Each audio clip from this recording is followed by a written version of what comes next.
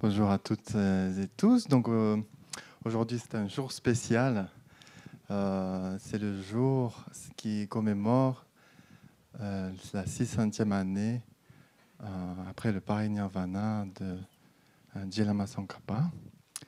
Et parmi les pratiques qui nous ont été suggérées par Arnaud Lama, nous avions comme recommandation d'avoir des présentations de la vie de ce grand maître.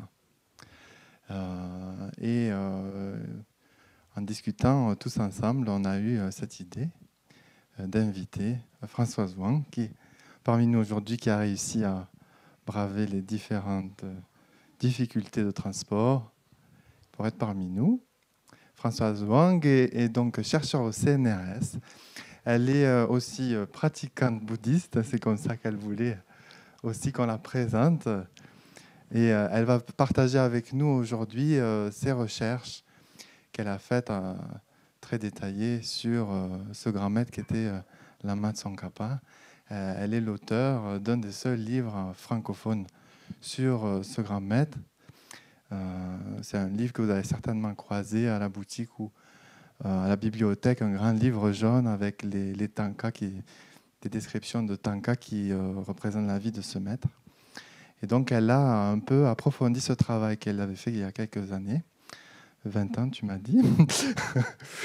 Et donc, elle va nous présenter aujourd'hui le fruit de ses recherches, ce qui va permettre aussi de reparcourir la vie de Lama Tsongkhapa. Et donc, je te remercie beaucoup, Françoise, d'être venue. Et donc, je vous souhaite à tous une bonne conférence.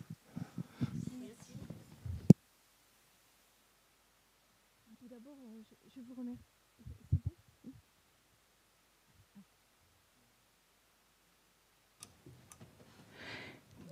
Tout d'abord, je vous remercie je suis très honorée et vraiment très contente de revenir ici. C'est un lieu qui est vraiment chargé de beaucoup de bénédictions et de beaucoup de pratiques.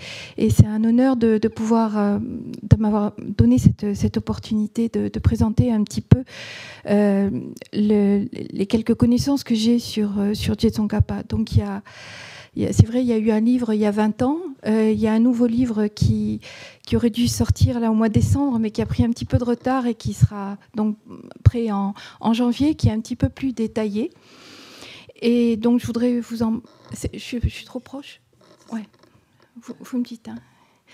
Et donc, je ne suis pas un maître, je ne suis pas un geshe, je ne suis pas une grande érudite, mais c'est vrai que quand on parcourt la vie de Dje Tsongkhapa, il y a forcément une grande dévotion et on a envie de creuser et d'en savoir un petit peu plus. Alors, pour en savoir un petit peu plus, il y a différentes sources. Il y a d'abord les écrits. Alors, on dit souvent la biographie de Dje Tsongkhapa. En fait, il vaudrait mieux utiliser le terme hagiographie, mais dans le sens ancien du terme, c'est-à-dire les écrits relatifs au saint, avec tout ce qu'il y a de merveilleux, et non pas dans le sens un peu péjoratif que le mot hagiographie a pris à partir du XVe, XVIe siècle en Occident, où on dénigre un petit peu on va dire la valeur historique ou scientifique de l'ouvrage. Donc c'est vraiment, en tibétain, on parle de Nam Tar. Tar, c'est la libération, et Nam, c'est parfait. Donc c'est la parfaite libération. Et donc l'ouvrage indique bien que, en fait, il va montrer la progression d'un maître éminent jusqu'à la réalisation de l'éveil. Alors pour Dje Tsongkhapa, on a plus d'une trentaine de Nam Tar, donc d'hagiographies, qui sont de date et de taille très variables, puisqu'on a des disciples directs de Dje Tsongkhapa, notamment Kedrupje, qui va écrire ce que l'on appelle souvent la biographie officielle, parce qu'elle a été composée pratiquement après le passage en nirvana de Dje Tsongkhapa, avec des passages que Dje Tsongkhapa lui-même avait pu voir. Et puis on a, par exemple, au XIXe siècle, une biographie qu'on appelle la grande biographie détaillée, qui fait plus de 600 pages, qui est quelque chose qui est assez important. Alors, il y a bien sûr ces hagiographies, ces namtar, mais il y a aussi ce qu'on appelle les hagiographies secrètes, les Sanwe namtar. Elles sont importantes parce qu'en fait, elles expriment non plus quelque chose qui serait un petit peu chronologique. À tel moment, il a étudié auprès de tel maître, il a composé tel ou tel ouvrage, mais plutôt sa progression spirituelle intérieures. Et c'est pour ça qu'elles sont secrètes. Et elles sont particulièrement belles, et en fait, elles sont devenues des prières qui sont couramment récitées dans les monastères Gelugpa. Il y a notamment 2 hagiographies secrètes qui sont très importantes. Et on a préparé pour aujourd'hui une traduction française de l'une d'elles, dont vous allez voir qu'elle revient régulièrement. En fait, c'est très lié au Tanka. Et puis il y a aussi les lettres. On a, dans les œuvres complètes de Je Tsongkhapa, vous avez toutes les lettres qu'il a échangées avec différents maîtres, les questions, les réponses. Et ça donne un éclairage aussi qui est intéressant sur la personnalité de ce maître. Et puis, il y a le colophon de ses œuvres. Où est-ce qu'il les a composées? Qui lui avait demandé de les composer, etc. Donc tout ça, ça fait un ensemble une documentation assez vaste, assez riche. Et puis on peut y rajouter les hagiographies des autres maîtres qui furent contemporains de Je Tsongkhapa et qui parlent de leur rencontre avec ce maître éminent, l'effet qu'il a produit sur eux, l'influence qu'il a eue sur eux, etc. Et puis enfin, il y a quelques chroniques historiques, mais qui dans le cadre du Tibet sont souvent des chroniques historiques religieuses et qui sont des documents importants. Mais aujourd'hui, je voudrais plus spécifiquement parler de l'iconographie. Alors l'iconographie, on a la statue, on a des peintures iconiques. Alors je désigne par peinture iconique, par exemple la tanka de Je Tsongkhapa liée au Ganden Lagyama, comme vous avez là-bas, qui sont vraiment iconiques dans le sens où il est le personnage central et l'objet de la dévotion lié à un texte particulier. Et puis, il y a les peintures narratives. Alors, ces peintures narratives, je les avais utilisées lors du précédent ouvrage, et elles sont, on pourrait dire, également iconiques dans la mesure où Je Tsongkhapa apparaît bien comme le personnage central, mais ce personnage central est entouré par, pardonnez-moi, mais comme une espèce de petite BD, une bande dessinée tout autour, avec un certain nombre d'épisodes. Et c'est vrai que ça laisse perplexe et ça donne envie de savoir qu'est-ce qui se passe, qu'est-ce qu'il raconte exactement. Alors, lors du précédent ouvrage, j'avais donné un déroulé déjà de ces tankas. Ils sont au nombre de 15. Et puis, j'ai décidé de reprendre de façon un petit peu plus détaillée et d'essayer de trouver d'autres exemplaires. Celles que j'avais utilisées il y a donc 20 ans provenaient du monastère de Séramé. Et en fait, on trouve un grand nombre de ces copies de cette série de 15 tankas. Et la raison en est qu'en 1747, à Nartang, ces tankas ont été gravés sur planche. Et à partir du moment où elles étaient gravées sur planche, le modèle était donné et permettait comme une espèce de standardisation de ces tankas. Parce qu'il existe d'autres séries de peintures narratives relatives à la vie de Je Tsongkhapa, mais celle-ci est la plus connue. C'est celle qu'on appelle en tibétain Tsongkha Gyetchu, c'est-à-dire les 80 de Je Tsongkhapa. Normalement, les peintres ne les faisaient pas pour les vendre, comme ils auraient pu faire pour, par exemple, une peinture d'Avalokiteshvara, dont on savait qu'un pratiquant pourrait l'acheter. Elles étaient commanditées par des monastères.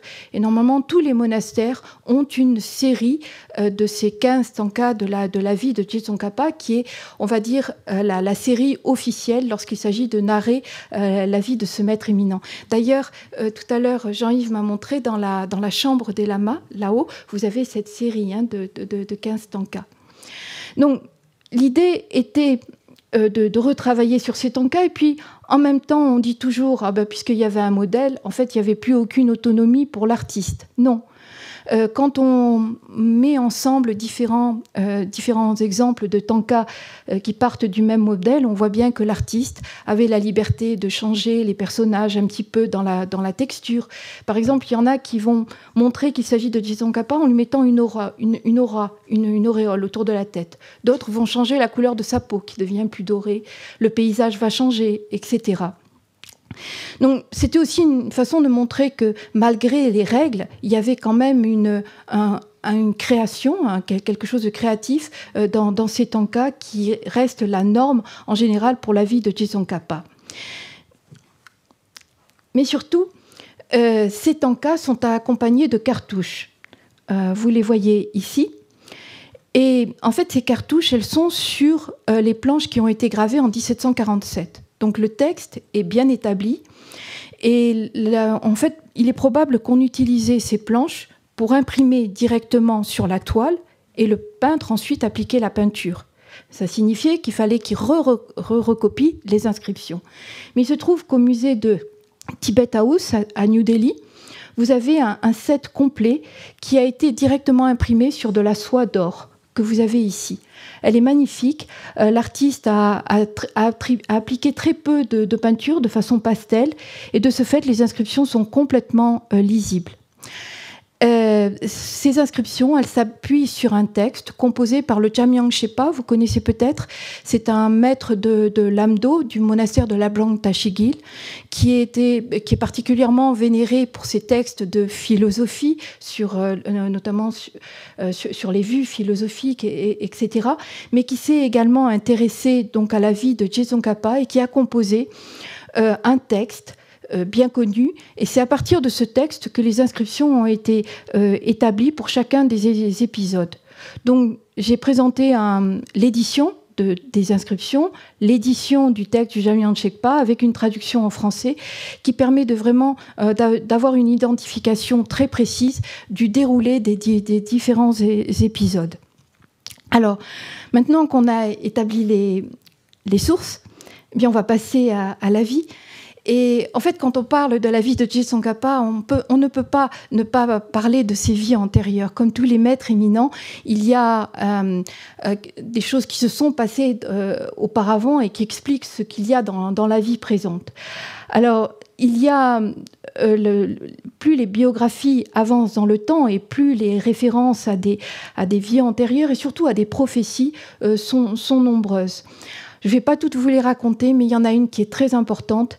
C'est lorsque le Bouddha Shakyamuni était présent en ce monde et qu'il donnait des enseignements à Bodh Gaya, Je Tsongkhapa avait repris naissance en tant qu'un disciple du Bodhisattva Manjushri. Et alors que le Bouddha et Shakyamuni étaient en train de donner des enseignements, Manjushri amène le jeune enfant. Alors vous le voyez représenter le jeune enfant ici. C'est une tanka de facture moderne faite au Tibet. Alors c'est vrai qu'il a une toge un peu romaine, mais vous avez ici Je Tsongkhapa qui est encore un jeune enfant et qui apporte un rosaire de cristal au Bouddha Shakyamuni. On dit qu'au moment où il fait cette offrande, il génère l'esprit d'éveil, bodhicitta, et puis la limpidité, la pureté du miroir, de ce rosaire de cristal va établir un lien karmique avec la compréhension de la vue profonde, de la vue de la vacuité. Alors je vous ai mis en jaune la strophe que vous trouvez dans la biographie secrète et qui est exactement cet épisode qu'on trouve dans la vie antérieure. Et je pense que les tankas, elles sont en fait la mise en image de ces biographies secrètes, c'est-à-dire qu'on peut les prendre également comme des prières sous forme iconographique. Et puis, la conception de Je Tsongkhapa va être accompagnée, bien entendu, de phénomènes extrêmement merveilleux. Il y a tout d'abord son père qui va rêver qu'un moine venant du Wutaishan, c'est-à-dire un moine venant le Ryuotsena en tibétain, ce sont des monts qui sont célèbres en Chine pour être la demeure du Bodhisattva Manjushri. Et donc, ce moine est là. Et dans le rêve, le père voit arriver ce moine qui lui dit « Je vais louer un appartement chez toi, je vais m'installer chez toi. » Et puis, il a un livre à la main, regardez, il a un livre à la main, et dans le texte, on dit « Il monte à l'étage ». Vous voyez la petite échelle ? Donc, il monte, et il va s'installer là, et en fait, à l'étage, vous avez l'hôtel de la famille, et l'image, c'est Manjushri vient s'installer dans la maison, dans l'hôtel de la famille. Et puis, dans un rêve un petit peu plus tard, le père va rêver de Vajrapani, que vous voyez ici, dans sa terre pure. Et alors, je ne sais pas si vous arrivez à le voir, mais à la peinture, il y a un trait doré qui part comme ça. Et en fait, c'est Vajrapani qui lance son Vajra, et le père rêve que ce Vajra pénètre en son épouse. Alors, il se dit, Manjushri, mon fils sera sûrement doté de sagesse. Vajrapani, mon fils sera sûrement doté d'une grande puissance. Et puis, la mère aussi a des rêves où elle se voit dans une prairie avec des dakinis qui la purifient. Elle est en train de dormir ici, puis là, dans le rêve, elle est dans la prairie. Mais il n'y a pas que les parents, les voisins aussi, nous disent le texte. Les voisins, dans les environs, vont rêver qu'on invite le Joho. Vous le voyez ici. Le Joho est invité dans la maison des parents de Tsongkhapa.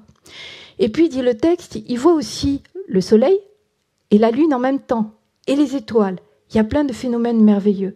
Alors, juste pour rappel, le Joho, c'est cette statue magnifique que vous voyez ici, qui a été invitée au Tibet au 7e siècle, au tout début de la diffusion du bouddhisme au Tibet, et que l'on trouve actuellement dans le Jokang, le grand temple de Lhasa. Donc c'est une statue très importante, et c'est pas un hasard si le Joho apparaît dans ses rêves prémonitoires, parce que nous verrons que lors de la grande prière, eh bien, Tsongkhapa établira un lien très très important avec le Joho. Donc la conception, et puis la naissance. Et lors de la naissance, qui se fait à nouveau encore de façon assez miraculeuse, lorsque l'on coupe le cordon ombilical, il y a un petit peu de sang qui coule à terre, et on dit que de ce sang apparaît un arbre de santal magnifique et merveilleux. Alors dans d'autres traditions, c'est lorsque le père prend le placenta et qu'il va l'enterrer que cet arbre jaillit. Mais toujours est-il que c'est lié à la naissance de Tsongkhapa. Et cet arbre, il avait pour particularité d'avoir des feuilles, un petit peu comme les feuilles de la Bodhi. Et sur ces feuilles, il y avait le mantra de Manjushri, Arapatsana. Et puis, il y avait également des représentations du Bouddha Simhanada, dont je vous ai mis une représentation ici, qui se distingue apparemment par ce stupa qu'il tient dans un bol à aumône à l'intérieur de ses mains. Et cet arbre merveilleux a été vénéré, et puis vénéré, et en fait, finalement, il a donné naissance à ce grand monastère que l'on appelle le monastère de Kumbum, dans l'Amdo. Ku, c'est les représentations, Bum, les 100 000. En fait, les 100 000 représentations de Simhanada qui apparaissaient sur chacune des feuilles. Alors cet arbre, il était vénéré, on disait que les feuilles avaient comme une vertu curative. Si on en mâchait un tout petit peu, ça pouvait aider à guérir des maladies. Et donc il était extrêmement vénéré.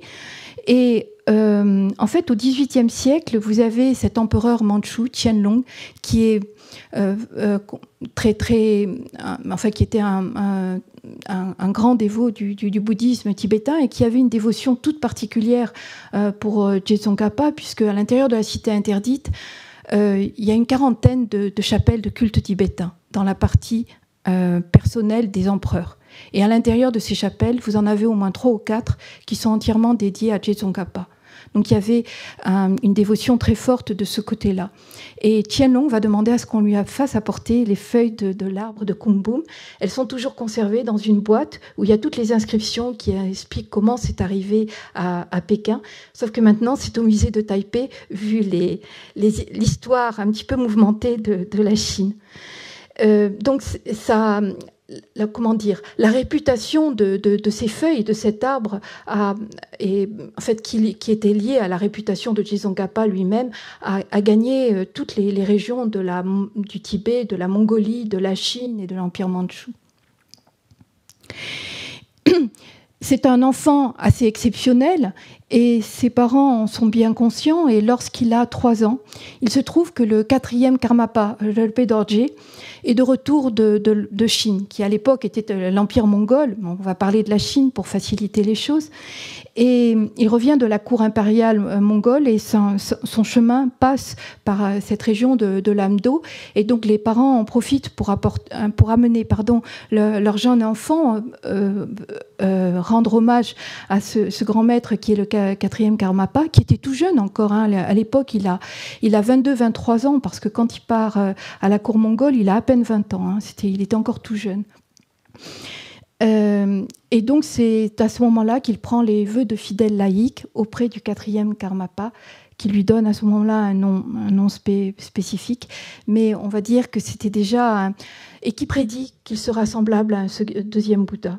Donc vous voyez, est-ce que vous voyez... Oh, mais attendez, si ça marche pas. Le jeune enfant est là. Vous l'avez vu? Parce que des fois, vous me dites si vous ne voyez pas, hein, l'idée étant pas de faire passer les images, mais qu'elles bénéficient. C'est bon? C'est bon. Et tout jeune, il va être pris en charge par Dangdup Rinchen, qui était un maître très lié qui pratiquait beaucoup Vajra Bhairava et qui, au cours de sa pratique, comprend qu'il y a cet enfant qui va naître et que c'est un enfant extrêmement particulier. Et le jour de la naissance, il sait que l'enfant est né et il fait apporter par ses disciples un certain nombre de pilules médicinales et puis aussi des instructions sur l'éducation à donner à cet enfant. Et puis à l'âge de 7 ans, eh bien, il demande à ce que cet enfant lui soit confié. Et il va prendre son éducation, sa formation en main. Donc c'est bien entendu l'écriture, la lecture, mais la mémorisation des premiers textes, mais c'est aussi les premières initiations que reçoit Je Tsongkhapa. Et on dit que dès l'âge de 7 ans, il commence à avoir régulièrement des visions du grand maître Atisha, mais également des visions de Vajrapani. Et c'est exactement ce que vous trouvez dans la biographie secrète. Donc c'est cet épisode qui est référé à l'intérieur de la biographie secrète.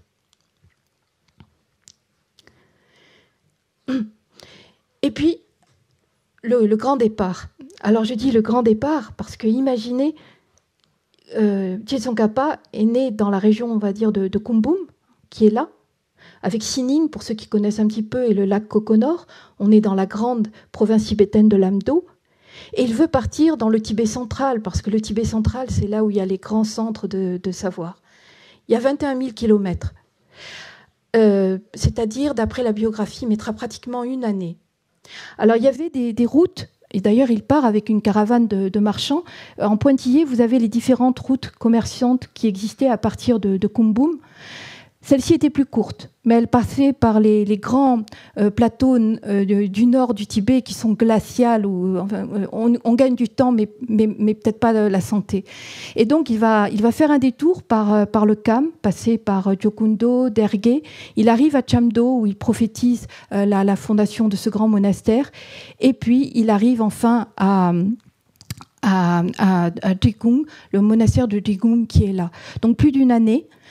Il faut aussi, je pense, prendre en compte, il arrivait de l'Amdo. Vous savez qu'en Amdo, on parle l'Amdoké, la langue de l'Amdo, et il se dirige vers les régions du centre.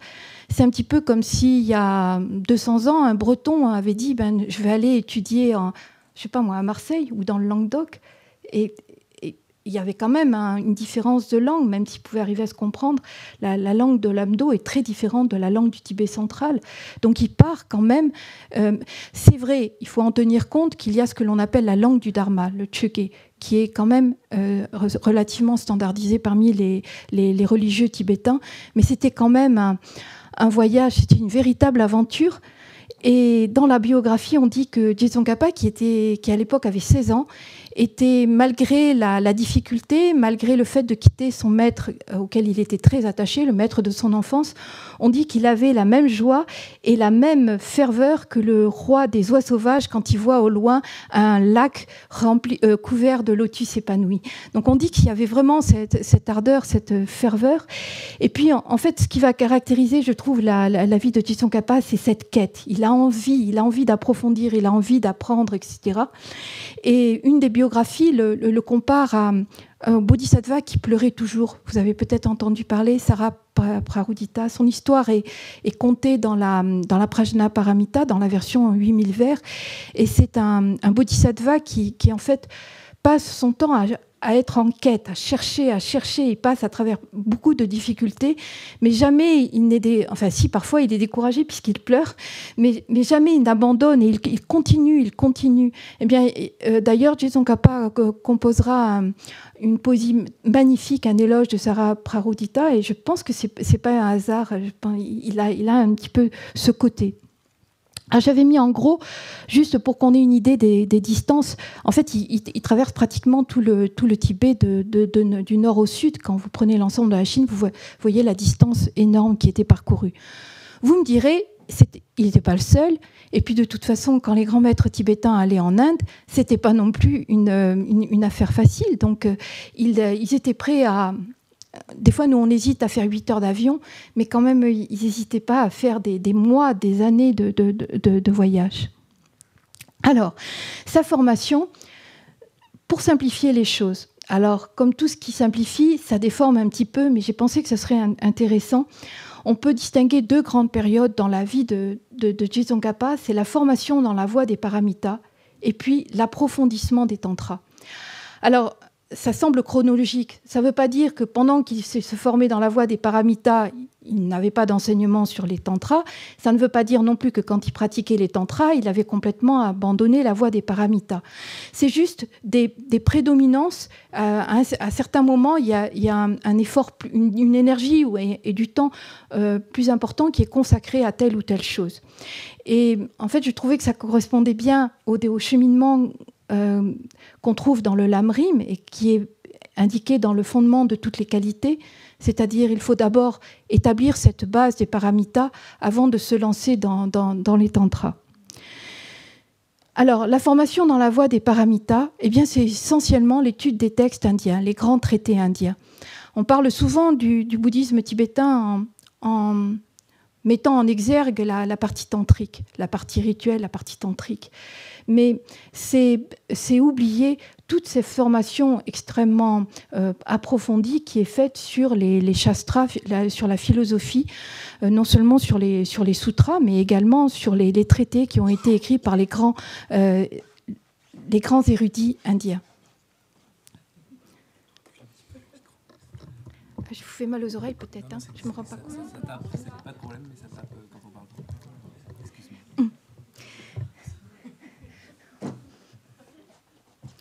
Donc,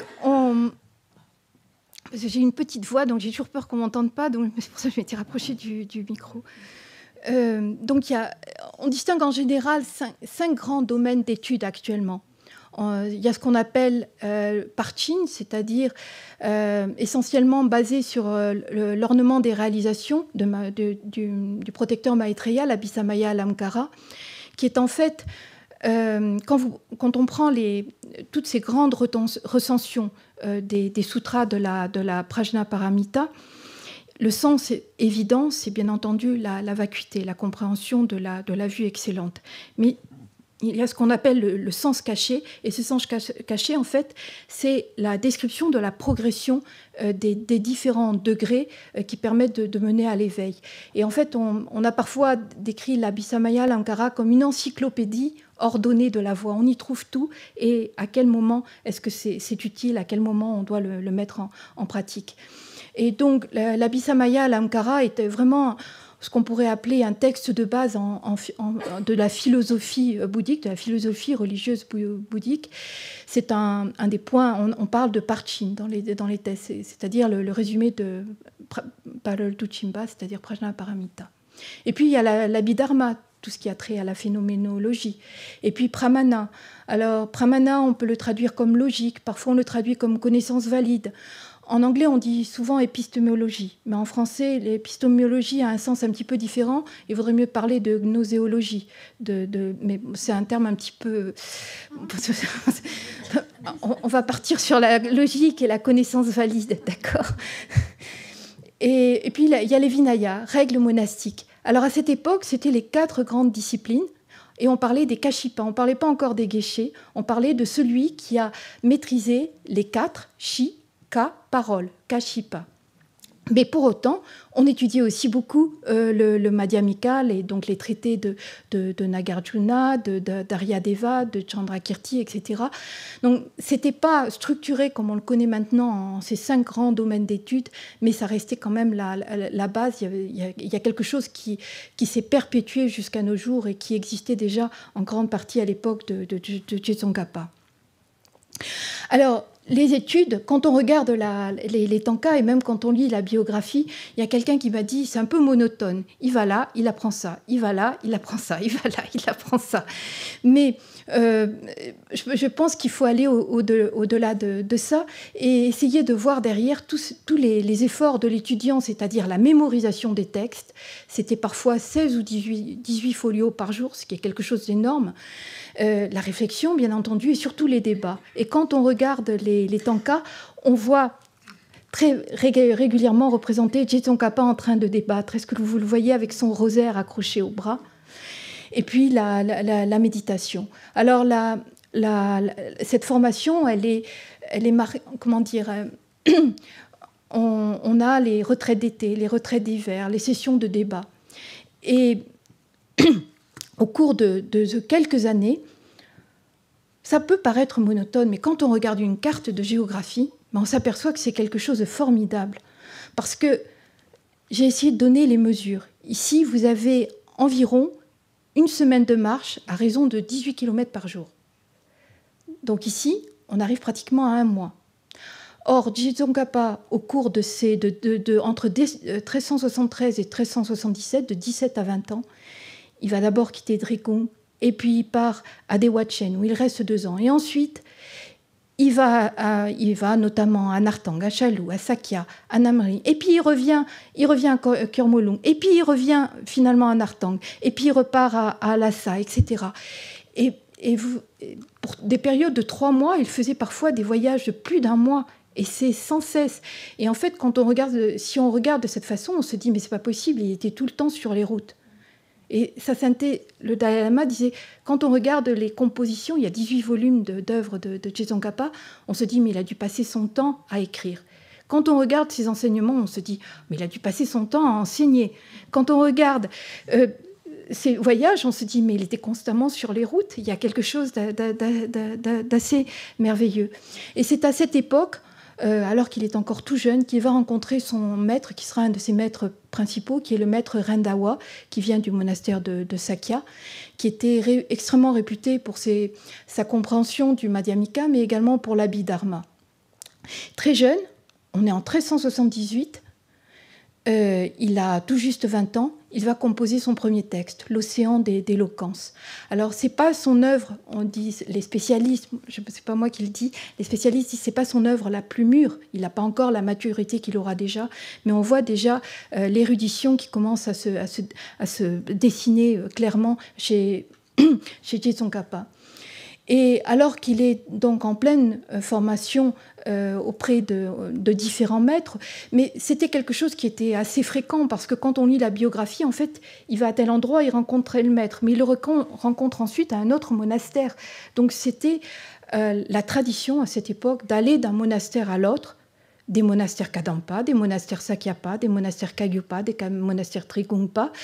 Il y a très peu à cette époque de monastères Nyingmapa qui étaient vraiment en activité dans cette région, mais il y aura quand même un maître Nyingmapa auprès duquel il recevra des enseignements.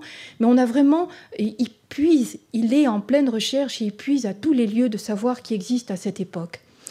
Et alors qu'il est dans cette formation, il reçoit une lettre de Lamdo, de sa mère, qui lui dit « Mais ce serait bien que tu reviennes dans ta région natale, tu nous manques beaucoup. » Et il est tout jeune encore, donc il se dit « Oui, c'est vrai, ça serait quand même bien que je retourne. » Quand il reçoit la lettre, il est à Namrin, à l'extrémité ouest on va dire de notre carte, du Tibet.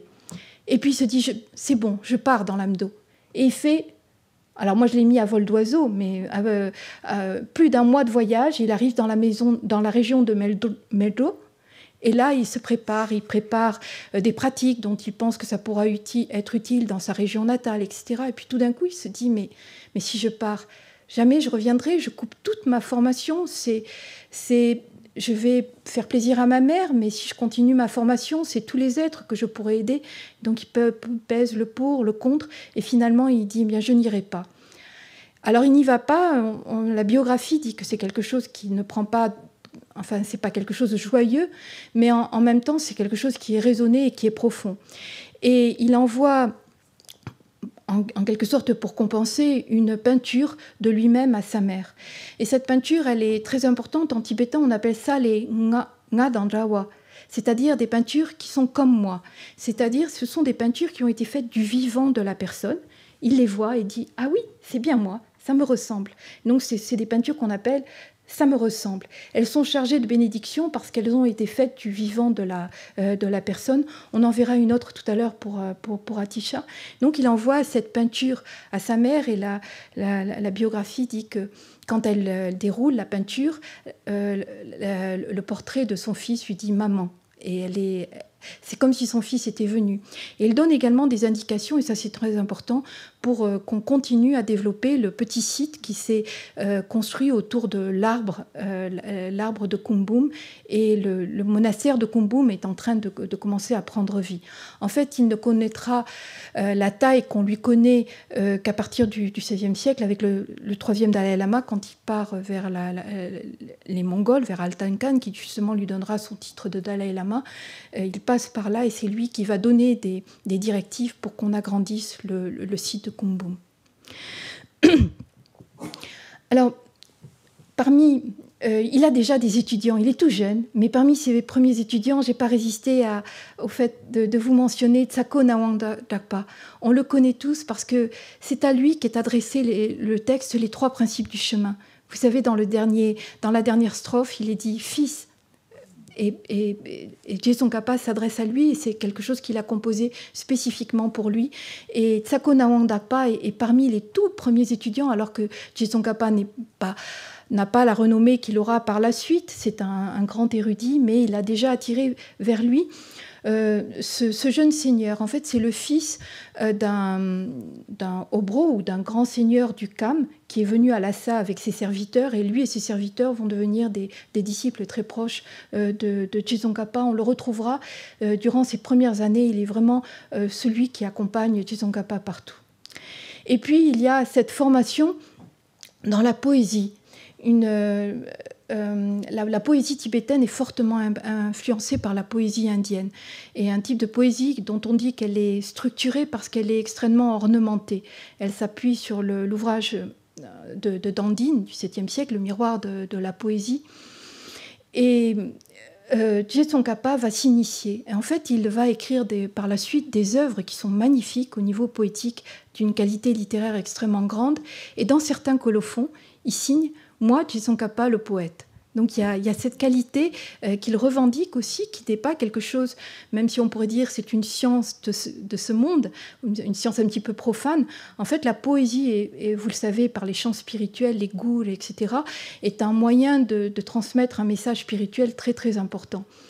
Et ce qui m'a impressionné, c'est ce rapport très fort avec l'Inde. On a parlé tout à l'heure de l'étude des traités indiens, mais il y a également l'étude de la poésie indienne. Et à l'époque de Je Tsongkhapa, vous avez encore des traducteurs, ce qu'on appelle les Lotsawa.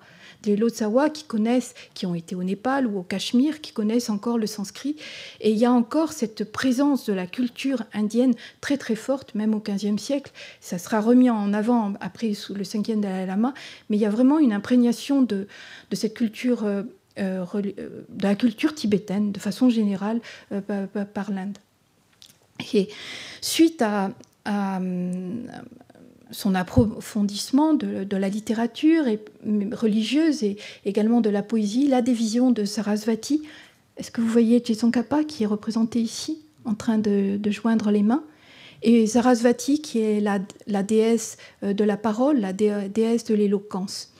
Et cette vision, elle est très importante parce que c'est quelque chose qui va suivre Je Tsongkhapa à partir de cette époque. Il est celui qui est protégé par Sarasvati. Et la biographie dit qu'au cours des années suivantes, il y a des gens qui viennent spécialement le voir pour avoir une autorisation, un Jenang de Sarasvati.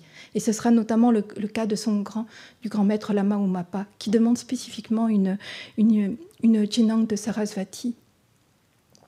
Alors, sa pleine ordination, elle a lieu à 23 ans, donc il devient un bhikshu, un moine pleinement ordonné, et ce sera dans le monastère de Namgyel, dans la région du Yarlung, une région qui est très importante puisque c'est le centre, le cœur de l'empire tibétain, de ce grand empire tibétain qui a existé du 7e au IXe siècle et qui a vu en fait la première diffusion du bouddhisme au Tibet, qui a permis la diffusion du bouddhisme au Tibet. Donc c'est un lieu qui est quand même assez chargé. C'est de là que part le bouddhisme au Tibet, la région du Yarlung.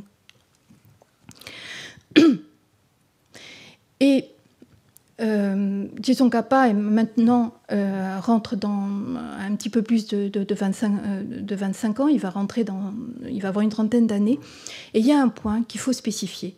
C'est vrai que Tsongkhapa était un maître éminent, un maître extraordinaire, mais il a aussi bénéficié d'un contexte historique particulier. Et juste quand il naît, au Tibet, c'est les Sakyas qui ont un lien étroit avec l'Empire mongol, qui ont le pouvoir temporel au Tibet. Mais avec l'effondrement de l'Empire mongol, les Sakyas perdent cette prédominance et elle va aller au profit de ce que l'on appelle les Pagmudrukpa, qui vont avoir leur siège à Dansatil et puis également à Néudong. Donc, on ne va pas faire trop d'histoire. Seulement, je vous ai mis en rouge ici. Donc, Jangchuk Gyaltsen, c'est le fondateur de ce que l'on appelle la dynastie des Pagmudrukpa. Ce sont également des religieux. D'accord ? Et quand Tsongkhapa va arriver à Dansatil, il rencontre Drapa Jangchup, qui est assez âgé. Et il y a un lien très fort. Tsongkhapa va recevoir des enseignements de lui, et ils vont avoir de grands dialogues. Et Drapa Jangchup, qui était un maître assez âgé, à un moment, quand il voit Tsongkhapa partir, il dit tant de qualité dans un si jeune corps. Et il est vraiment impressionné. Et quand Drapa Jangchup va quitter ce monde, Tsongkhapa va écrire des éloges et des prières extrêmement belles pour ce maître. Et ça va toucher le successeur de Drapa Gyatsen. Et lorsque Tsongkhapa va le rencontrer, Drapa Gyatsen a à peine 12 ans. Et il y a un lien personnel très très fort qui s'installe. Ce n'est pas la même école, vous pourriez dire. Mais il n'y a pas question d'école, il y a simplement une question de qualité qui se rencontre. Et il y a un lien personnel très fort qui s'établit entre Drapa Gyaltsen et Tsongkhapa, et puis également des frères de Drapa Gyaltsen, et puis aussi un ministre, le ministre Namkha Sampo. Alors pourquoi est-ce que je vous en parle ? Parce que Drapa Gyaltsen et Namkha Sampo, le ministre de Néudong, ce seront les bienfaiteurs, les mécènes les plus importants de Tsongkhapa. C'est eux qui vont permettre la grande prière de Lhasa, c'est eux qui vont permettre la fondation de Ganden, mais également d'autres événements tout au long de la vie de Tsongkhapa. Ils vont être financés par ces deux personnes. Donc c'est un lien très très important. Et puis c'est vrai aussi que sous le règne de Drapa Gyaltsen, et vous voyez, il va régner de 85 à 1432. Tsongkhapa quitte ce monde en 1419. Donc, en fait, tout le temps que Tsongkhapa est en pleine activité, qu'il donne des enseignements, etc., Drapa Gyaltsen est là. Et on dit que c'est une période de grande prospérité et paix pour le Tibet. Donc, c'était quelque chose qui était très favorable à la diffusion des enseignements, à la formation, etc.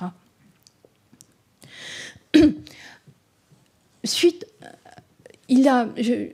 je vous donne des grands moments, mais ce n'est pas pour autant qu'il abandonne ce qu'on a vu avant pour passer à cela. Mais il y a un moment important dans cette formation, ce sont les 4 années qu'il va passer à Tselkuntang. Tselkuntang est dans la région ici, par ici, pas très très loin de Lhasa. Et il va faire une immersion complète dans le canon bouddhique tibétain. Alors là encore, il bénéficie d'une période remarquable parce que, vous savez, les textes ont été traduits, mais en fait, il y avait des textes traduits dans tel monastère, d'autres dans tel autre monastère, etc. Il y avait quelque chose qui n'était pas complètement structuré. Alors, il y a eu des efforts de structuration, finalement des catalogues, on va dire, dès le 7e, 8e siècle, mais le premier canon bouddhique tel que nous le connaissons, nous le devons à Bhutan, ce grand maître du monastère de Chalou, et ça a été fait en 1351. C'est-à-dire que quand Tsongkhapa commence à être actif, ce canon bouddhique, il est disponible. Et pendant 4 ans, c'est comme une retraite. Pendant 4 ans, il ne fait que lire ce canon bouddhique. Et il s'intéresse tout spécifiquement au traité indien, c'est-à-dire il cherchait à retrouver vraiment la pensée indienne. C'est quelque chose qui est très fort.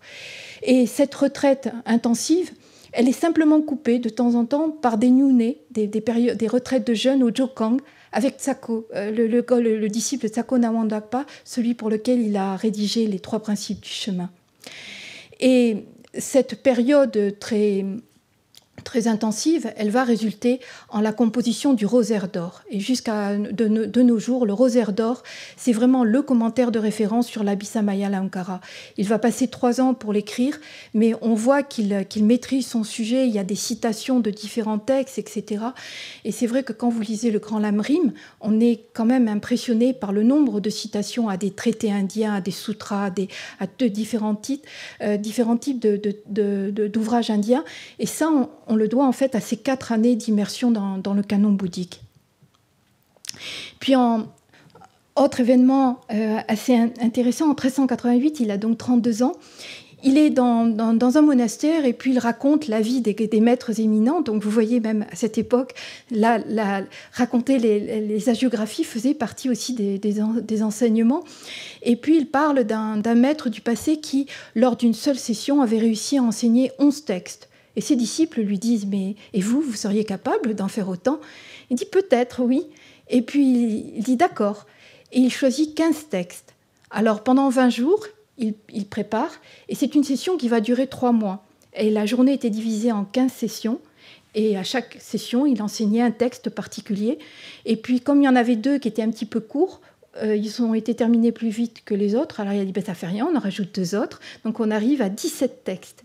Alors je ne sais pas si vous vous souvenez, il y a quelques années, Sainte le Dalai Lama avait fait dans le Sud un enseignement comme ça, où il y avait différents textes, où il abordait à chaque session un texte. Et c'est un petit peu le même principe, sauf que là, en fait, il avait pris des textes du Madhyamika, de l'Abhidharma, du Vinaya, etc. Ça portait sur des sujets complètement différents. Et il y a une maîtrise de l'érudition, un esprit vif, et enfin une mémorisation qui sont assez remarquables. Et puis on va rentrer dans ce que j'appellerais la période d'approfondissement des tantras.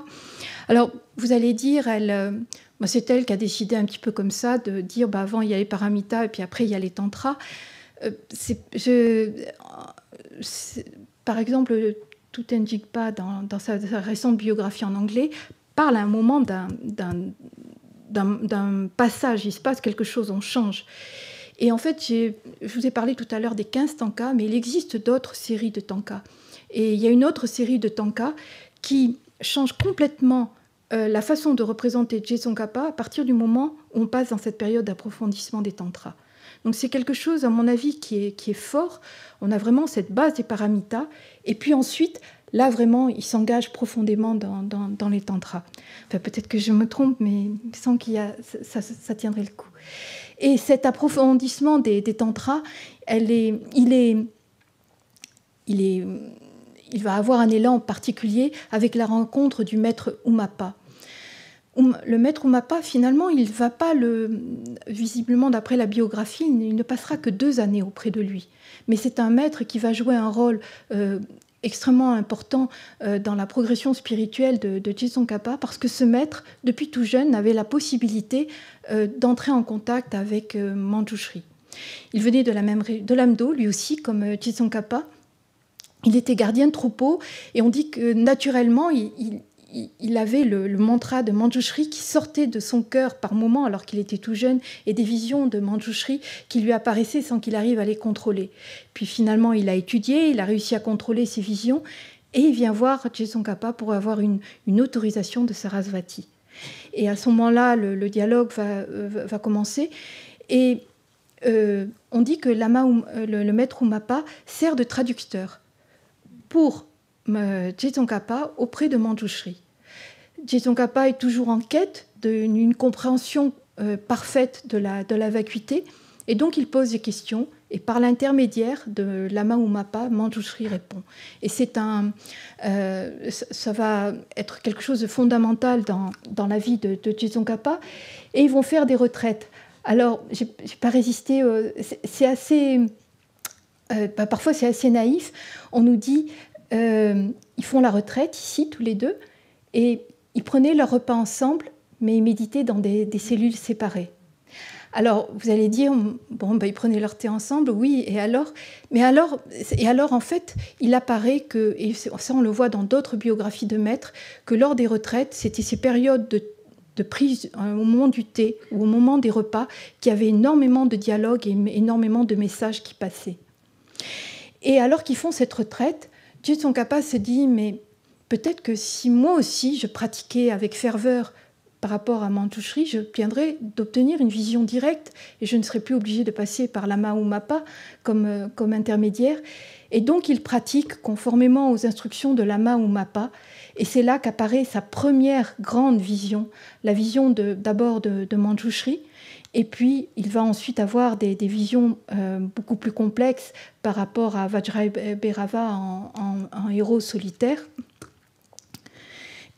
Et c'est cette vision qui est décrite dans la biographie secrète, où on parle de Manjushri qui apparaît au sein d'un cercle de couleur bleue avec les 5 couleurs des arcs-en-ciel. Et à partir de là, Je Tsongkhapa peut directement communiquer avec Manjushri chaque fois qu'il a des doutes, etc., et demander des conseils. Donc c'est quelque chose de très très important. Finalement, quand vous regardez les hagiographies des grands maîtres, ces visions, elles jouent un rôle capital. Pour Je Tsongkhapa, elles vont jouer un rôle capital non seulement pour son développement personnel, mais également pour la composition. Souvent, il compose par rapport à ce qu'il a entendu lors de ses visions, mais également par rapport à ce qu'il entend. De nombreuses mélodies que nous reprenons dans les prières sont des mélodies qui ont été entendues par Je Tsongkhapa en vision et qui ont donc une bénédiction particulière.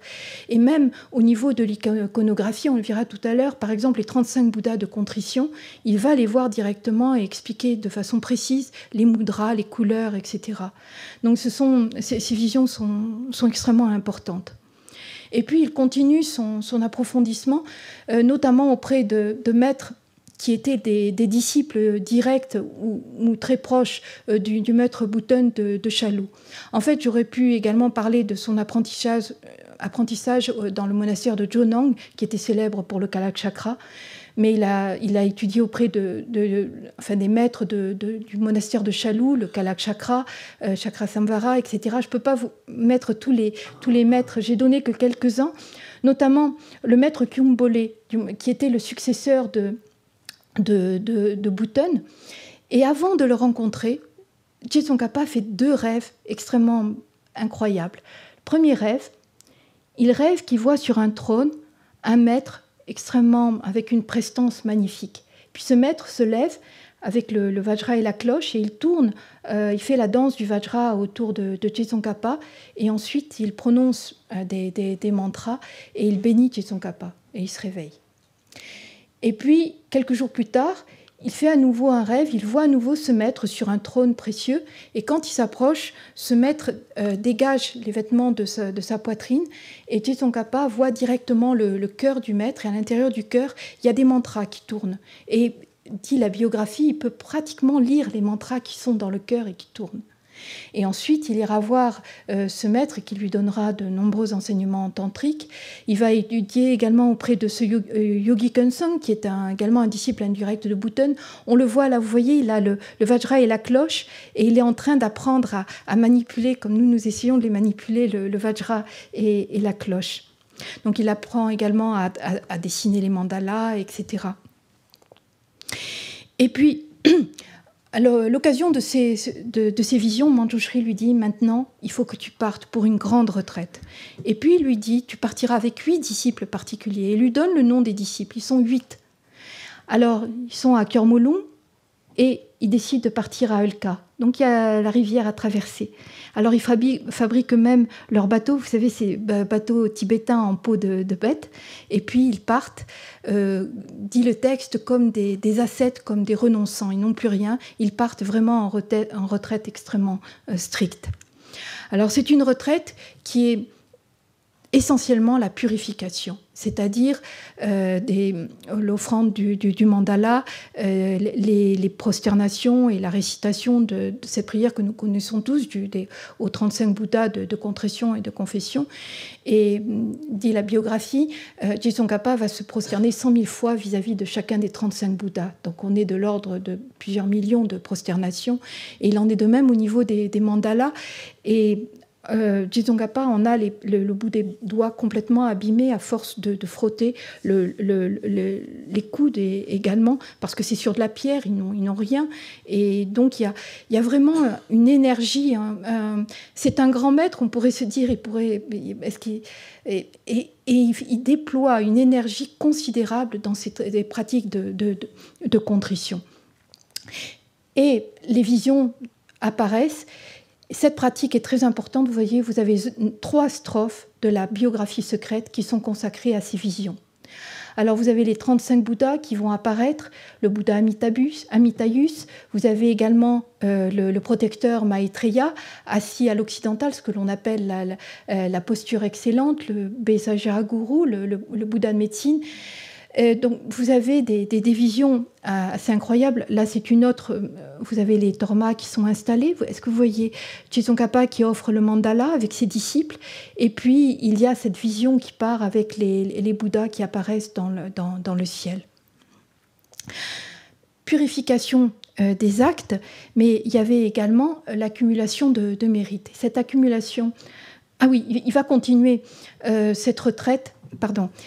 Cette retraite, il va la continuer à Gyasokpu, qui est un lieu juste à côté, où il fait à nouveau des visions extrêmement,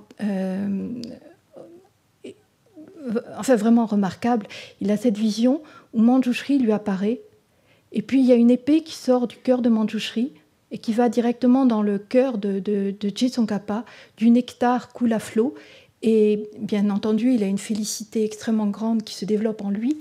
Et vous avez ensuite des petits filets d'or, est-ce que vous les voyez, qui vont vers la bouche des disciples qui sont là.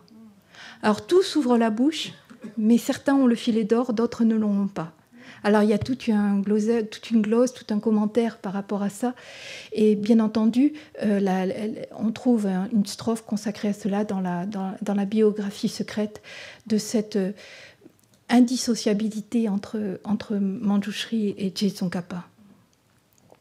Donc, comme je disais, il y a purification, mais il y a aussi accumulation de mérites. Au moment de cette retraite, et non loin de lieu de retraite, il y avait le temple de Tsinchi, qui était assez ancien et qui avait une représentation, une statue de Maitreya qui était un petit peu plus grande que taille humaine, recouverte d'or, qui était très belle.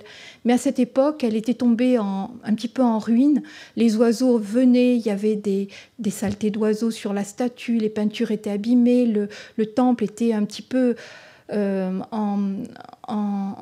en ruine, mais il était vraiment un petit peu à l'abandon, et Je Tsongkhapa en est vraiment extrêmement peiné. Et il va faire appel aux personnes de la région pour rénover déjà la statue de Maitreya que l'on voit ici, puis il se dit il faudrait quand même aussi qu'on rénove les peintures. Mais au moment où il veut rénover les peintures, ils n'ont plus d'argent, il n'y a plus rien. Alors il dit à ses disciples, eh bien on va faire une pratique de Vaishravana, le dieu de la richesse, pour qu'il nous aide. Mais ils n'ont même pas de beurre pour faire les tormas, ils n'ont rien du tout. Et ils sont dans cet état de grand découragement quand tout d'un coup, de façon miraculeuse, apparaît un moine avec une grande... vous savez comment ils ont des pots de bêtes dans lesquels on met le beurre, qui arrive et qui dépose cette panse de bêtes remplie de beurre. Donc ils font des tormas, et le lendemain matin, vous avez tous les nomades qui arrivent on ne sait d'où, avec du beurre, ici, avec des offrandes, etc. Et tout d'un coup, il y a assez de richesse pour qu'on commence à faire les rénovations. Là, vous voyez, ils sont en train de faire les tormas. Et puis, vient le moment où il faut dessiner les déités. Et vous voyez, les peintres, il y en a un laïque et un religieux, ils sont en train de vouloir dessiner les 35 Bouddhas. Et ils se tournent vers Je Tsongkhapa en lui disant « Mais comment va-t-on les représenter? Quels sont leurs attributs ?» Et Je Tsongkhapa a une vision, vous voyez la vision des 35 Bouddhas, et en fait, si on regarde, on ne va pas le faire, mais il y a quelques Bouddhas, il y en a 4 qui ont des attributs, une côte de maille, le mont Meru, ils ont un attribut spécifique. Et c'est Je Tsongkhapa qui établit cette iconographie spécifique. Il y en a d'autres, hein, mais cette iconographie spécifique des 35 Bouddhas. Et puis c'est aussi, à ce moment-là, qu'il va composer. Alors un éloge de Maitreya, qui est traduit en anglais, je crois, peut-être pas en français. Et puis la prière pour renaître à Sukhavati, qu'on récite souvent, elle est composée à ce moment-là. Et vous le voyez là, Tsongkhapa, il est en train de composer. Sauf que, enfin, vous le voyez peut-être pas, mais l'artiste devait être mongol parce que quand il écrit en vertical.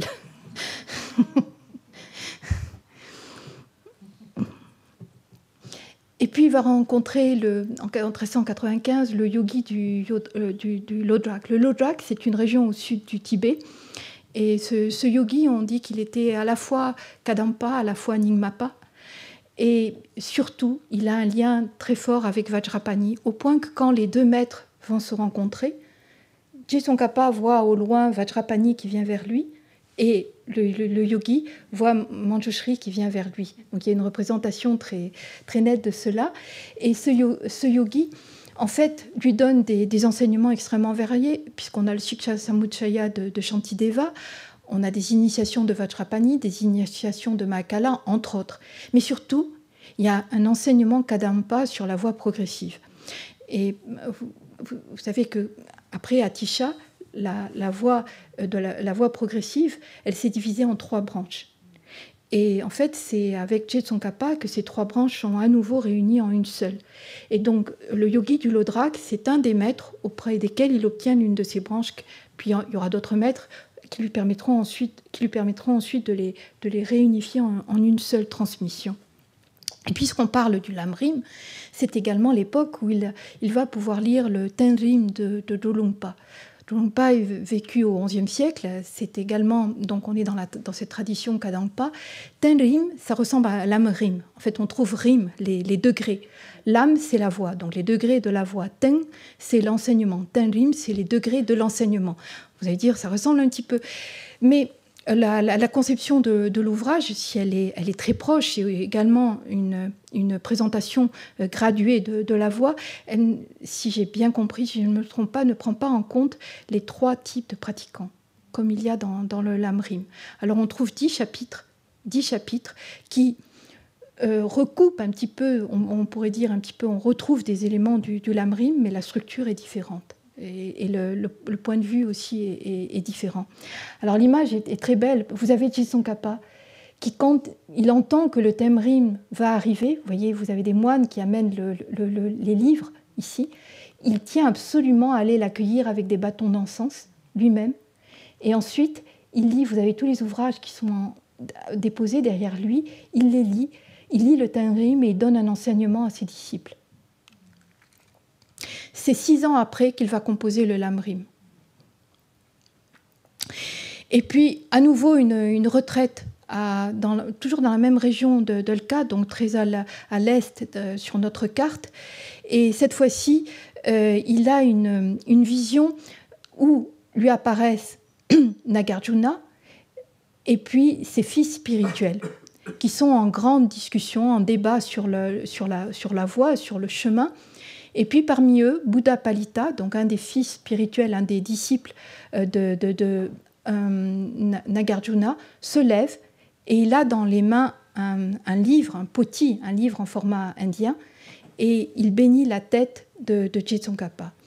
Et c'est une vision qui est bien entendu qui apparaît dans la biographie secrète, mais qui est très importante parce que c'est le lendemain, en lisant l'ouvrage de Buddha Palita qui commente le traité de Nagarjuna, qu'il obtient une compréhension particulièrement claire de la voie du Madhyamika. Donc c'est une image qui montre son approfondissement de la quête pour une meilleure compréhension et l'obtention d'une meilleure compréhension de la vacuité. On arrive en 1401 et ici on se trouve à Namseteng. Alors Natsedeng est très importante pour le Vinaya, mais aussi pour Mitsema, cette prière que nous récitons habituellement. Et il est toujours avec Rendawa. Je vous en avais parlé au tout début en vous disant que c'est un maître important. Il a toujours été là, ils ont toujours été en contact. Et cette fois-ci, ils font un très long enseignement avec d'autres maîtres, avec des Lotsawa aussi, sur le Vinaya. Et c'est à ce moment-là qu'il va composer des traités spécifiques pour les bhikshus, et pour les nonnes et pour les religieux. On appelle ça le Namse Dampa et le Namse Dhamma. Et c'est des textes qui sont des textes de base au niveau de des règles monastiques qui sont restés comme quelque chose de très important. Et comme il est avec Rendawa va à ce moment-là, Rendawa n'est plus son maître. Il y a une relation collégiale, c'est-à-dire l'un est le disciple de l'autre et l'autre est le maître. Ils sont disciples et maîtres de façon interactive.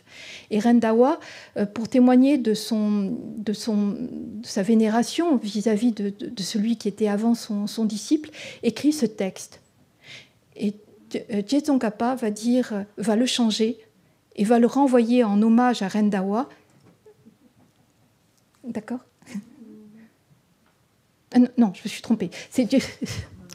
Excusez-moi. C'est Je Tsongkhapa qui écrit un hommage à Rendawa et Rendawa qui le modifie, qui le renvoie à Manjushri. Excusez-moi. Je me disais aussi, comment ça fatigue. Alors, cette Namtsedeng, on dit qu'il y a 4 grands actes qui ont été 4 grandes œuvres de Je Tsongkhapa. Et Namtsedeng est compté parmi ces 4 grandes œuvres. En fait, ça dépend des traditions. Il y a une autre tradition, par exemple, Thubten Jinpa présente une autre tradition. Ça dépend des biographies. Sur les 4 grandes œuvres de Je Tsongkhapa, il y en a 3 qui sont toujours les mêmes, mais il y en a une 4e qui dépend des auteurs.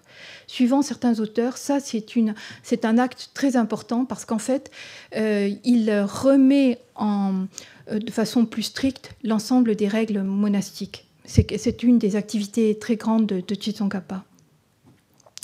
Puis nous arrivons à Reting ou Radeng, donc le grand monastère d'Atisha, où il va composer le grand livre de la progression vers l'éveil, le Lamrim Chenmo.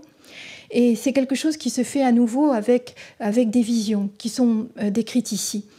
À Radeng, il y avait une peinture d'Atisha qui avait été faite par Dromtenpa, son grand disciple, et qui faisait partie de ce que j'ai appelé tout à l'heure « ça me ressemble ».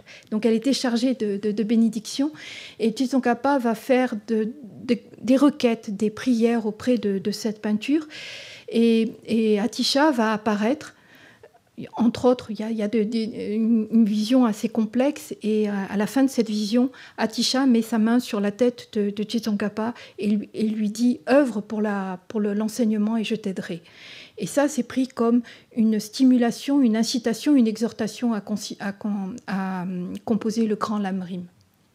Alors on voit ici, c'est un petit peu la vie de Je Tsongkhapa à cette époque. Donc il donne des enseignements, il lit, il est tout le temps en activité.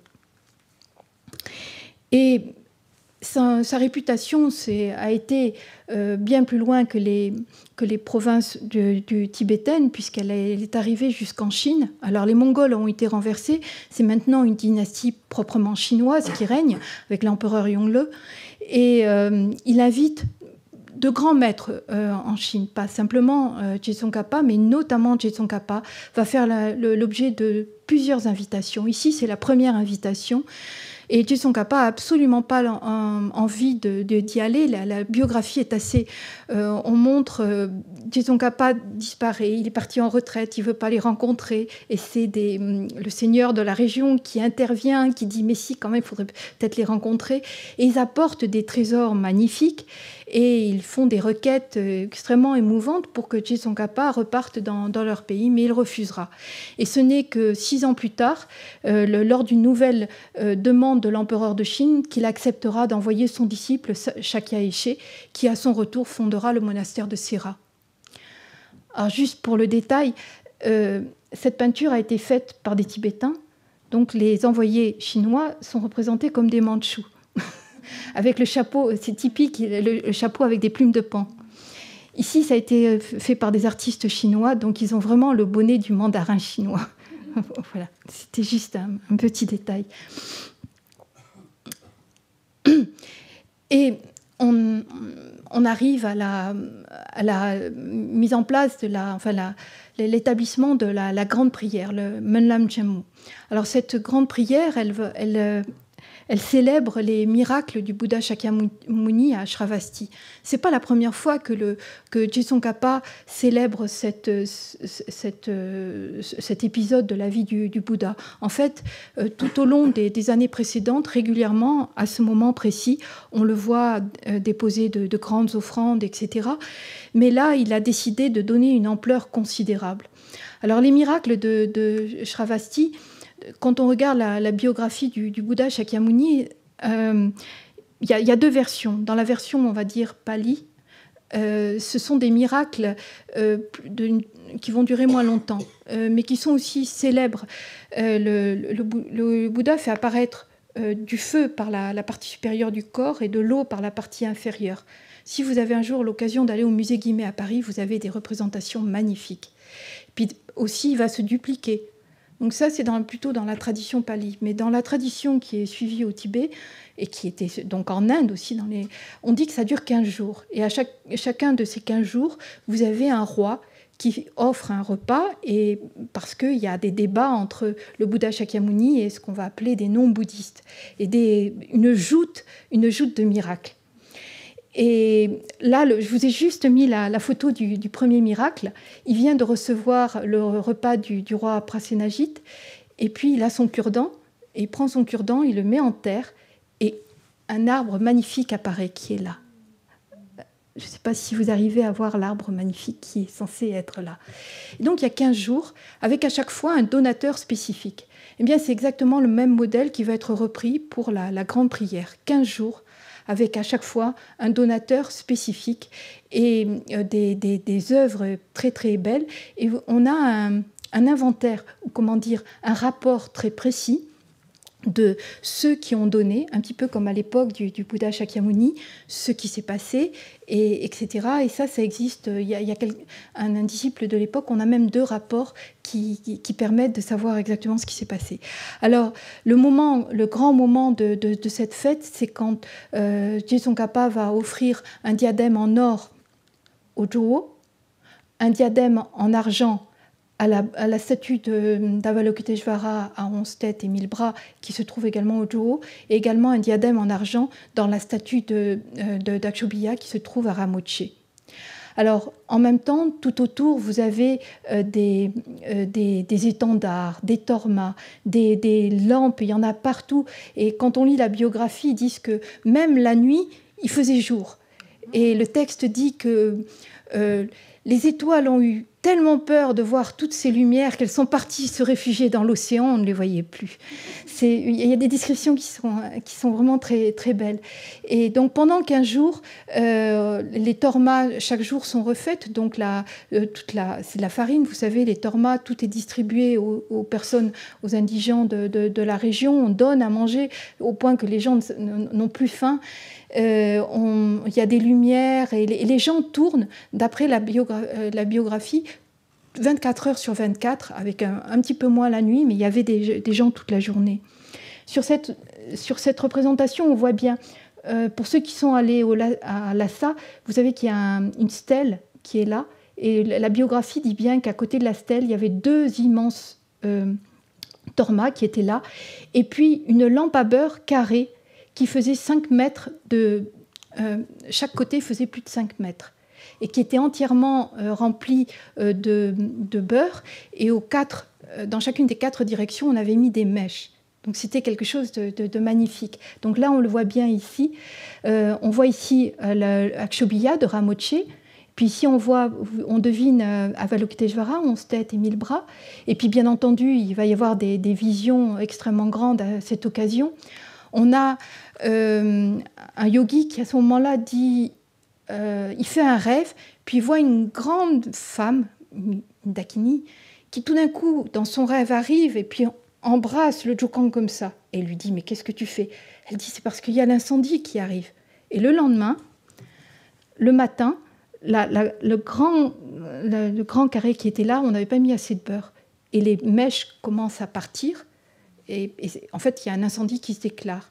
Et c'est la panique. Et à ce moment-là, Tsongkhapa revient dans sa cellule. Il entre en méditation. Le vent s'arrête. Et l'incendie est maîtrisé extrêmement rapidement. Donc il y a plein d'histoires miraculeuses. C'est également le moment où il donne des enseignements sur les jatakas, comme ça se fait encore actuellement lors de la grande prière. Et puis, on arrive à la fondation de Ganden. Tsongkhapa a de plus en plus de disciples. On est à des centaines et parfois à des milliers de personnes qui se réunissent autour de lui. Et il ne peut pas continuer comme ça à être itinérant d'un monastère à l'autre. Et il commence aussi à se faire un petit peu âgé. Et il est malade. Il y a plusieurs signes prémonitoires d'une grave maladie. Et donc, il va commencer à chercher. Et alors, je vous ai parlé au tout début des prophéties et des vies antérieures de Tsongkhapa. Et parmi ces prophéties, il y a celle-ci. À l'époque où le Bouddha donnait des enseignements près du lac Anavatapta, il y a le Naga, le roi des Nagas que vous voyez ici, qui offre une conque blanche magnifique. Et ça devient la conque d'assemblée, c'est-à-dire celle dans laquelle on souffle pour faire venir les personnes pour l'assemblée. Et elle va être utilisée par le Bouddha Shakyamuni, puis un jour, il va la remettre, vous le voyez ici, Maudgalyayana, un des disciples principaux du Bouddha Shakyamuni, pour qu'il aille la cacher au Tibet. Et là, on voit Maudgalyayana qui apporte la conque, qui la met dans une grotte, et au fond de la grotte, est-ce que vous voyez, il y a un Vinayaka, un personnage à tête d'éléphant. Alors, ce n'est pas Ganesh, c'est un gardien de trésor qui est là, et qui va garder la conque. Et quand Tsongkhapa arrive sur cette montagne, eh bien, au moment des premières fondations, il retrouve la conque que vous voyez là. Et donc, c'est extrêmement de bon augure. Cette conque sera ensuite donnée à son disciple lorsqu'il fonde le monastère de Drepung. Elle était conservée jusqu'en 1959 à Drepung. Donc, la construction du monastère de Ganden.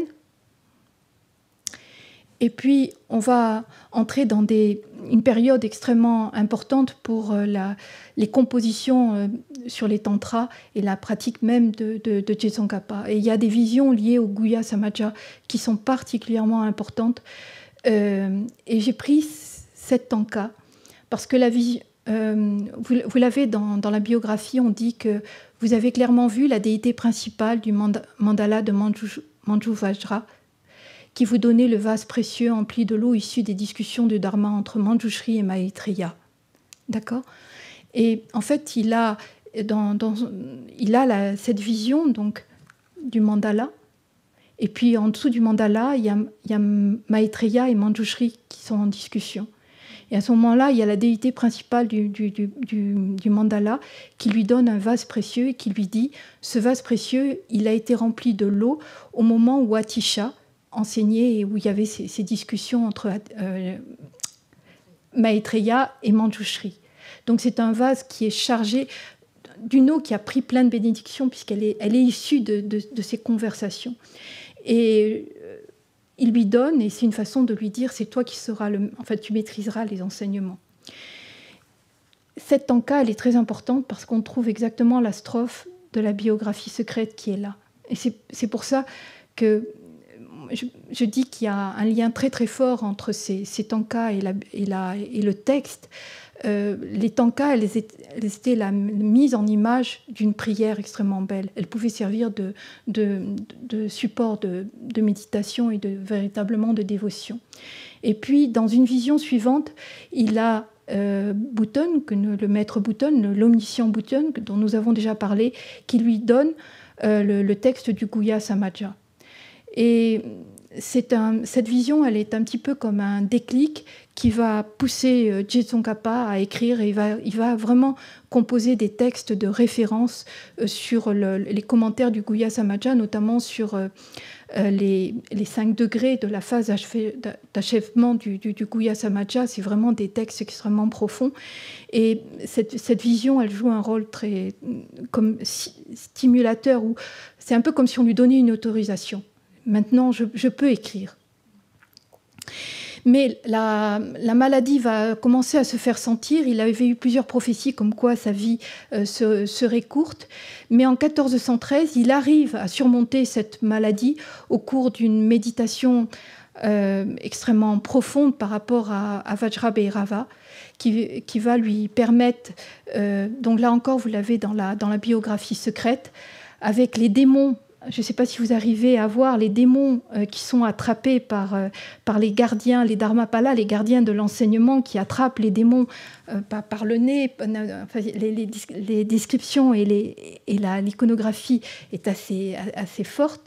Et finalement, c'est simplement, on symbolise la fin de ces obstacles. Avec cette amélioration de sa santé, pendant les dernières années qui lui restent, Tsongkhapa va décupler d'efforts. Il compose énormément sur le Guhya Samaja, sur le cycle de Chakra Samvara, sur les 6 yogas de Naropa, j'ai pas tout mis, sur le Madhyamika, etc.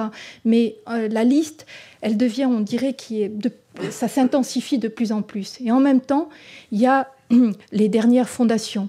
Yangpa-chen dans le monastère de Ganden. Et Yangpa-chen, c'est intéressant parce qu'en fait, à Ganden, au début, les pratiques tantriques étaient faites dans le hall d'assemblée générale. Et puis au bout d'un moment, Tsongkhapa dit ce qui est tantrique est ésotérique.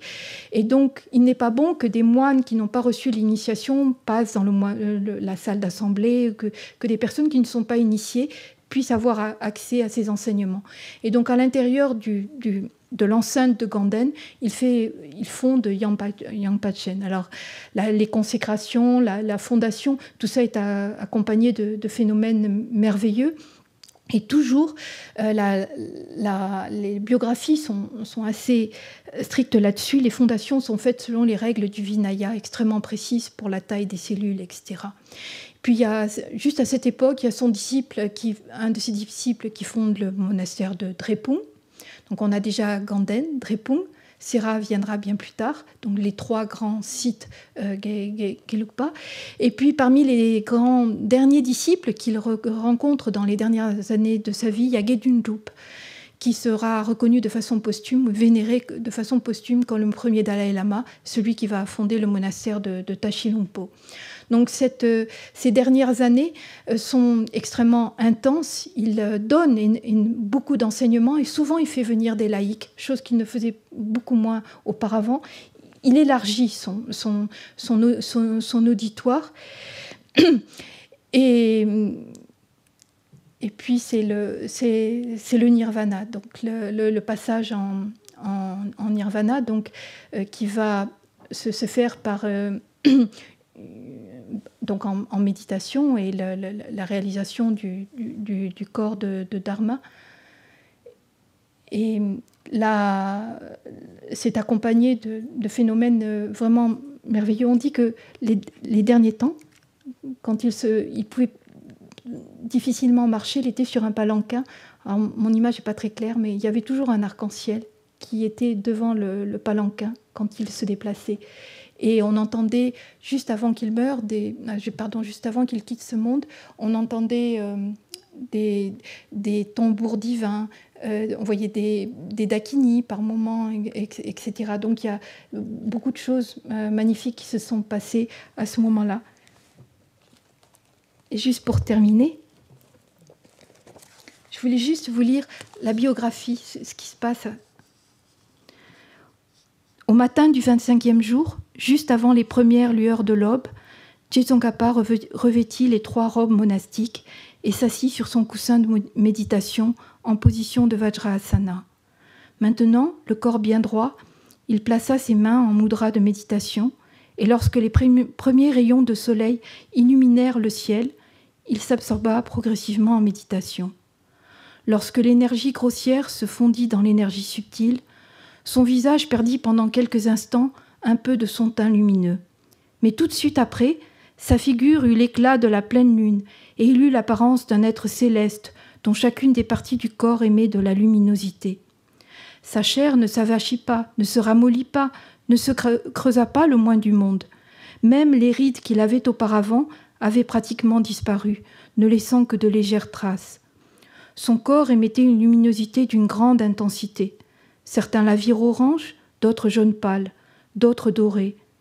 Tsongkhapa avait le cœur d'un jeune être céleste de 16 ans, et mis à part les ornements et les atours, il ressemblait au vénérable Manjushri. Lorsqu'il s'absorba ainsi en méditation, tous perdirent soudain leur guide et protecteur, et ils furent submergés par une vague de tristesse et de douleur sans mesure. Tous les religieux vinrent se recueillir auprès de leur maître, et de même tous les laïcs, oubliant les activités mondaines dans lesquelles ils étaient engagés. Ils accoururent aussitôt. Lorsqu'ils se retrouvèrent en présence du corps de Tsongkhapa, tous furent émerveillés par sa luminosité et ses caractéristiques extraordinaires. « Quel prodige !» s'exclamait-il. « Nous avons vu de nos propres yeux un corps d'être céleste. » L'émerveillement faisait pendant un moment oublier la tristesse du départ du maître. Durant les 49 jours qui suivirent, le ciel fut limpide et d'une luminosité exceptionnelle. Il n'y avait pas un seul nuage, pas le moindre souffle de vent, et l'air était libre de toute particule de poussière. Chaque nuit, une multitude de lampes à beurre formant de longs chapelets fut disposée sur les rebords des fenêtres des bâtiments qui faisaient face aux appartements de Tsongkhapa. De même, un nombre inconcevable de lampes à beurre fut allumé chaque soir devant la porte des appartements et dans la cour du monastère. Comme il n'y avait pas le moindre souffle de vent, aucune de ces flammes ne tremblait, et toutes brûlaient lentement, immobiles. La nuit, on entendait des musiques divines présentées en offrande par les êtres célestes, ainsi que par les dakas et les dakinis. Dans la journée, il y avait également fréquemment des sons extraordinaires, jamais entendus auparavant, qui se propageaient. Les êtres célestes firent tomber des pluies de fleurs, dont la blancheur était semblable à celle du jasmin, et la luminosité rappelait celle des perles. Comme elles tombaient de très haut, elles scintillaient comme la lune. Il y avait également des fleurs bleues, des fleurs jaunes, des fleurs rouges, certaines de la taille de la paume de la main d'un homme fort, d'autres aussi grandes que la roue d'une charrette. Par ailleurs, dans toutes les directions apparurent des arcs-en-ciel d'un blanc lumineux qui se dressaient comme de gigantesques dés dans l'espace et ravissaient profondément l'esprit, tandis que dans les régions situées à gauche et à droite, ainsi que devant le monastère de Ganden, des arcs-en-ciel multicolores, semblables à de longues bannières, emplissaient l'espace. Les signes extraordinaires qui se manifestèrent alors furent très similaires à ceux qui accompagnèrent le passage en nirvana du Bouddha. Voilà, je vous remercie pour votre écoute. Merci.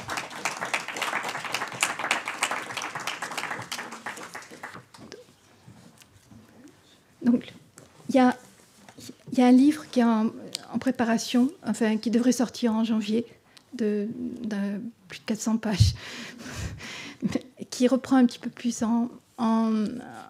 plus en détail. J'espère simplement qu'il apportera autant de... Enfin, moi, ça m'a apporté beaucoup de plaisir de travailler dessus. C'est vraiment... même si on le dit souvent dans les textes, toutes ces qualités, même si tous les Bouddhas et les Bodhisattvas des 10 directions se réunissaient pour essayer de les dire, ils n'arriveraient jamais à en venir à bout. Alors, comment est-ce que moi, je pourrais arriver à faire quelque chose ? Malgré tout, je pense que ça vaut le coup d'essayer de présenter quelque chose, parce que c'est un être éminent et du coup, la dévotion, elle grandit, on a envie de le suivre. Voilà, je vous remercie pour votre attention. Voilà, je crois que c'est terminé.